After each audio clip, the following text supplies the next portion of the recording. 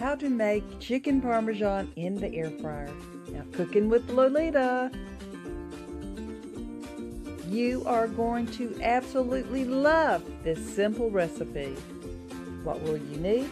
2 chicken breasts, 6 tablespoons of seasoned breadcrumbs, 2 tablespoons grated Parmesan cheese, 1 tablespoon buttered melted, and 6 tablespoons of reduced mozzarella cheese, and a half cup of marinara.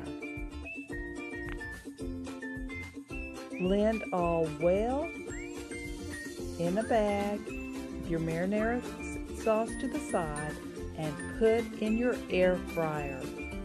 Set at 400, and we're going to cook this for 4 minutes. Then we're going to check, and this is your finished product.